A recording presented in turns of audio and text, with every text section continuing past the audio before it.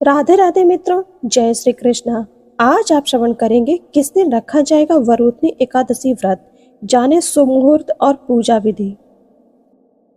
हिंदू धर्म ग्रंथों के अनुसार वरुथनी एकादशी के दिन श्री हरि विष्णु की पूजा की जाती है। कहा जाता है कि कुरुक्षेत्र में सूर्य ग्रहण के समय एक मन स्वर्ण दान करने से जो फल मनुष्य को प्राप्त होता है, वही फल वरुथनी एकादशी का व्रत करने मात्र से प्राप्त हो जाता है। एकादशी का सभी व्रतों में सबसे प्रमुख महत्व माना जाता है। इस बार वरुथनी एकादशी 4 मई शनिवार को मनाई जाएगी। इस एकादशी व्रत को सुख और सौभाग्य का प्रतीक माना जाता है। इस दिन भगवान श्री विष्णु की पूजा की जाती है। एकादशी व्रत का सीधा प्रभाव मन और शरीर दोनों पर पड़ता है। इसके अलावा एकादशी के व्रत से अशुभ संस्कारों को भी नष्ट किया जा सकता है।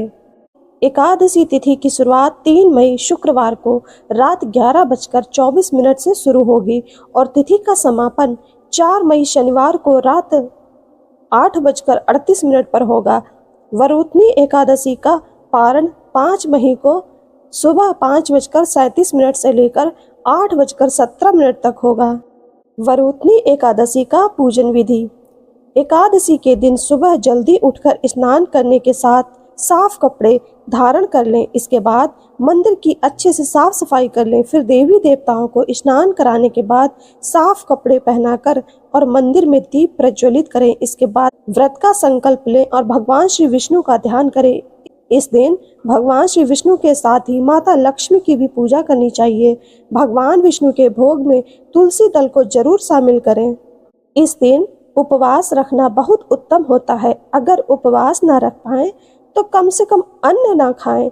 भगवान श्री कृष्ण के मधुसूदन स्वरूप की उपासना करें। उन्हें फल और पंचामृत अर्पित करें। उनके समक्ष मधुराष्टकम का पाठ करना सर्वोत्तम माना जाता है। अगले दिन सुबह अन्न का दान करके व्रत का पारायण करें। वरुथनी एकादशी पर प्रेम, आनंद और मंगल के लिए मधुराष्टकम का पाठ करें। कठिन से कठिन समस्या के निवारण के लिए गजेंद्र मोक्ष का पाठ करें। संतान संबंधी समस्याओं के लिए गोपाल सहस्त्र नाम का पाठ करें। भक्ति और मुक्ति के लिए विष्णु सहस्त्र नाम का पाठ करें। पापों के प्रायश्चित के लिए भगवत गीता के 11वें अध्याय का पाठ करें। प्रिय श्रोताओं, अब आप श्रवण करेंगे वरुथनी एकादशी की पावन व्रत कथा। धर्मराज युधिष्ठिर बोले, हे भगवान, मैं आपको नमस्कार करता हूँ।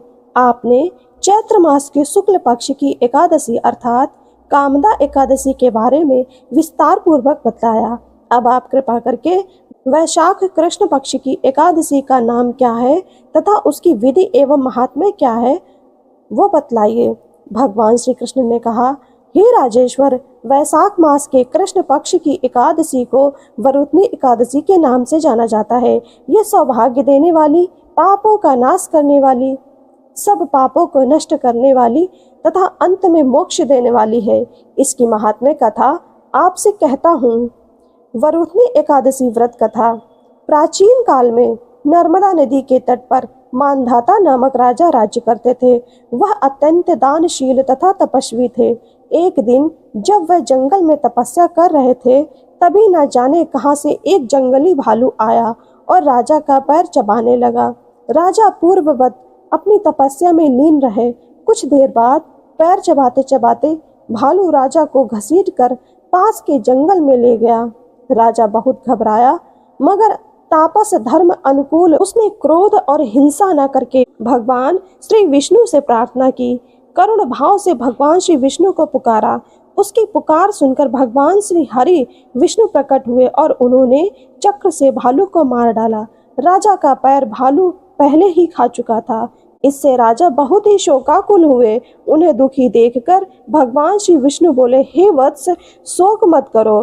तुम मथुरा जाओ और वरुथनी एकादशी का व्रत रखकर मेरी वराह मूर्ति की पूजा करो। इसके बाद उसके प्रभाव से पुनः सुदृढ़ अंगों वाले हो जाओगे। इस भालू ने तुम्हें जो काटा है, ये तुम्हारे पूर्व जन्म का अपराध है। भगवान की आज्ञा मानकर राजा मानधाता ने मथुरा जाकर श्रद्धा पूर्वक वरुथनी एकादशी का व्रत किया। इसके प्रभाव से राजा शीघ्र ही पुनः सुदृढ़ और संपूर्ण अंगों वाला हो गया। इसी एकादशी के प्रभाव से राजा मांधाता स्वर्ग गए थे।